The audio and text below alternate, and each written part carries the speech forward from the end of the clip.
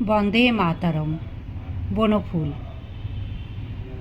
শহরের গণ্যমান্য নাগরিক রায়বাহাদুর জগজ্যোতি সিংহ রায়ের কন্যা সুশীলা সহসা নিরুদ্দেশ হওয়াতে আমার কাজ আরও বাড়িয়া গেল। চোর, ডাকাত, খুনি, জালিয়াত ইহাদের লইয়াই আমার নিঃশ্বাস ফেলিবার অবকাশ নাই। বিবিধ প্রকার পাপী ও শয়তানদের পিছু পিছু ঘুরিয়া দিনকে রাত এবং রাতকে দিন করিয়া ফেলিতেছি। রায়বাহাদুরকে সবিনয় সে কথা নিবেদন করিলাম। তিনি কিন্তু নাছোড়। অত বড় মানে লোক আমার কাছে হাত জোর করিয়া ফেলিলেন। বলিলেন, ওসব কোনো ওজোর শুনব না ভাই। সিআইডি হিসেবে তোমার যে সুনাম শুনেছি তার মর্যাদা তোমাকে রাখতেই হবে। আমার মান সম্ভ্রম কলঙ্কে কালো হয়ে যাবে, আর তুমি বাঙালির ছেলে হয়ে দাঁড়িয়ে দেখবে সেটা? কি আর বলিব। কয়েক মুহূর্ত নীরব থাকিয়া শেষে কথা দিয়া আসিলাম। সুশীলার যে এই পরিণাম হইবে তাহা পূর্বেই বুঝিয়াছিলাম। মনোমতো পাত্র পাওয়া যায় নাই বলিয়া রায়বাহাদুর তাহার বিবাহ দিতে পারেন নাই। যে ধরনের পাত্র সাধারণত আমাদের মনোমতো হয় তাহা এদেশে দুর্লভ। অনেক টাকা খরচ করিয়াও মেলে না। এই যুক্তি কিন্তু বয়স বা যৌবনের উদ্দাম গতিকে রোধ করিতে পারে না। রায়বাহাদুর রোধ করিবার চেষ্টা করেন নাই। বহুবিধ শৌখিন শাড়ি এবং অলঙ্কারে মেয়েকে সাজাইয়া ঐশ্বর্যের ময়ূর পঙ্খিটিতে তাহাকে তুলিয়া দিয়াছিলেন। সংসার সমুদ্রের ঘাটে সে নাচিয়া গাহিয়া বেড়াইতেছিল। কোনো সিনেমা, কোনো থিয়েটার, কোনো পার্টি সে বাদ দিত না। কলেজে কো এডুকেশন তো ছিলই।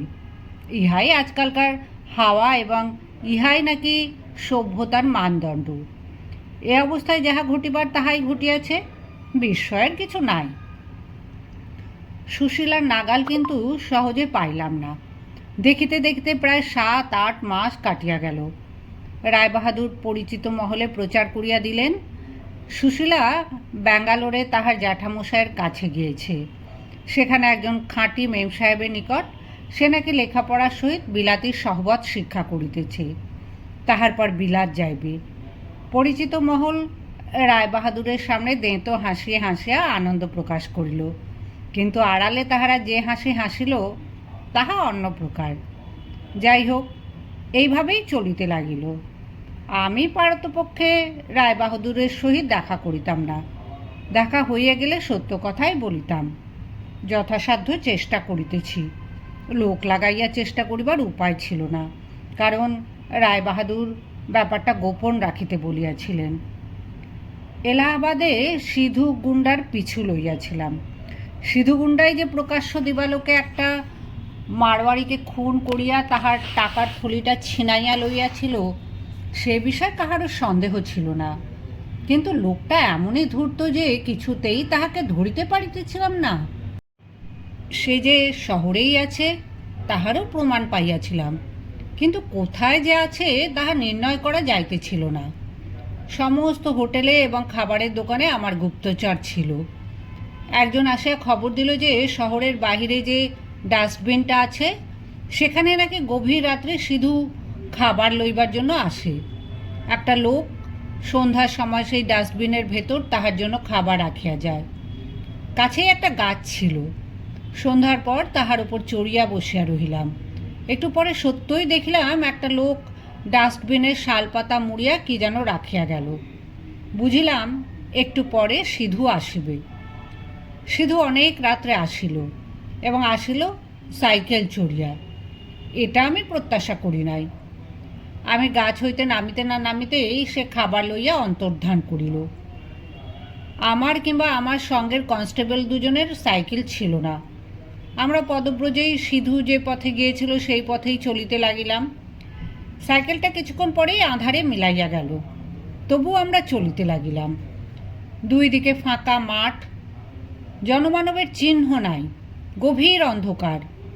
ফিরিয়া আসিব কিনা ভাবিতেছি, এমন সময় কিছু দূরে একটা পোড়ো বাড়ি চোখে পড়িল। কাছে গিয়া দেখিলাম খোলার বাড়ি, দুই দিকে মাটির দেওয়াল কোনো ক্রমে দাঁড়াইয়া আছে। টর্চের আলো ফেলিয়া ফেলিয়া কাছে গেলাম এবং ভেতরে উঁকি দিয়া দেখিবার চেষ্টা করিলাম। একটা কুকুর ঘেউ ঘেউ করিয়া ভেতর হইতে বাহির হইয়া আসিল। সাধারণ দেশি কুকুর। লক্ষ্য করিয়া দেখিলাম কুক্কুরি। তাহার প্রতিবাদ অগ্রাহ্য করিয়া ভেতরে ঢুকিয়া পড়িলাম। সিধুকে দেখিতে পাইলাম না। কে আপনি? টর্চের আলো ফেলিয়া অবাক হইয়া গেলাম। শতচ্ছিন্ন মলিন বসন, মাথার চুল রুক্ষ। একটি মেয়ে একটি সদ্যজাত শিশুকে বুকে চাপিয়া উঠিয়া বসিয়া আছে। ঠিক পাশেই দেখিলাম কতগুলি কুকুর ছানাও রহিয়াছে। তাহাদের মাও পরমুহূর্তে আসিল এবং তারস্বরে চিৎকার করিতে করিতে বাচ্চাগুলিকে ঘিরিয়া বসিল। সুশীলার চোখে ভয়ার্ত দৃষ্টি দেখিলাম। সে থরথর করিয়া কাঁপিতেছে। আমি একটি কথাও বলিলাম না, বলিতে পারিলাম না। জগৎজননী জগদ্ধাত্রীকে মনে মনে প্রণাম করিয়া বাহির হইয়া আসিলাম। সন্ধ্যার আলোয় মন ভরে ওঠে, গল্পের মঞ্জরি প্রাণে ফোটে।